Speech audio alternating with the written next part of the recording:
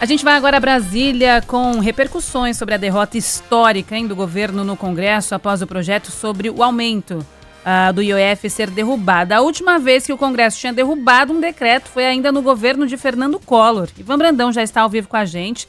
Ivan, tiveram votos contrários, inclusive da base do governo. O Ivan também tem recortes, de mais de 60% dos votos que derrubaram o decreto do IOF vieram de partidos com ministérios. É isso mesmo, Ivan? Muito boa tarde para você. Que em tese deveriam ser da base do governo, né, Larissa? Boa tarde para você, para Michele. Não tem base, né? O governo não tem uma base no Congresso.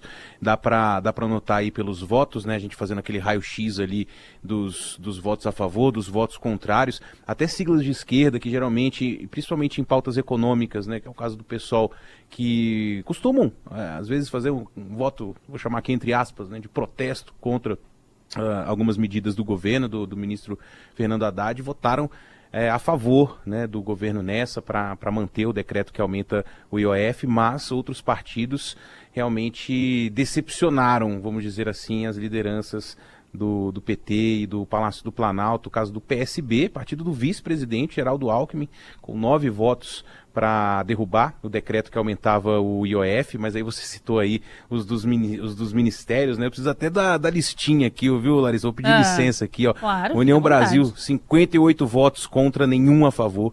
O MDB, com 3 ministérios, 41 votos contra o decreto, 2 a favor. O PDT, 16 votos contra o decreto, a gente sabe, e nenhum a favor. A gente sabe que o PDT já teve uma rixa com o governo, né? Abandonou ali, meio que abandonou a base, mas, enfim, ainda mais ideologicamente, né, compõe a base do governo. 16 votos contra, nenhum a favor. O PP, 48 votos contra, nenhum a favor. PSD, 27 contra, 1 a favor.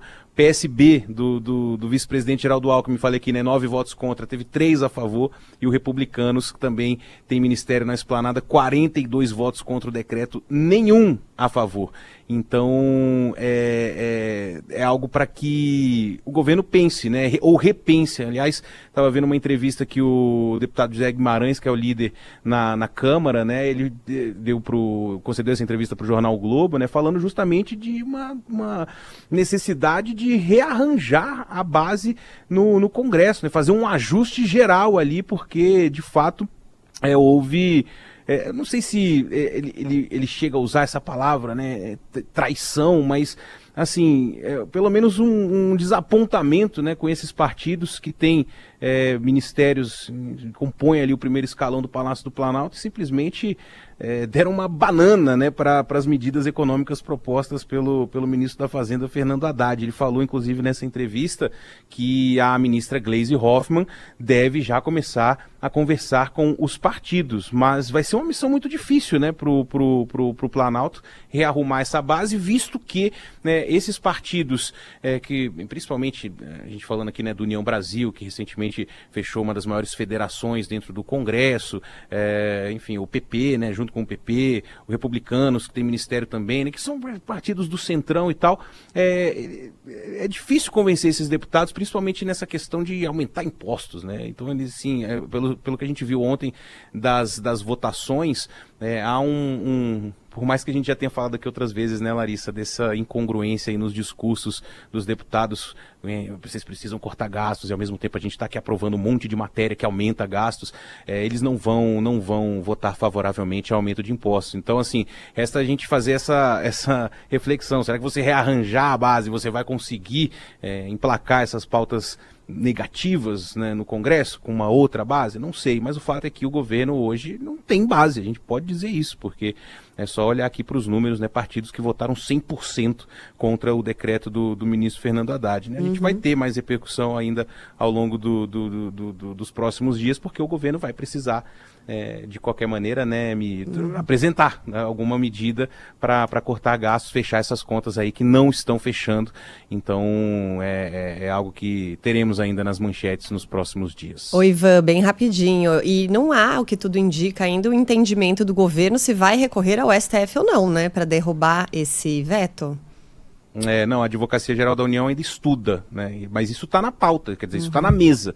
Não há uma decisão em relação a isso. O que também seria muito ruim, né? No sentido de que a gente vai voltar àquela velha discussão, né, Michele, dos poderes, né? Porque a gente tem ali o governo editando um decreto, transformando um imposto que é regulatório como um imposto de arrecadação.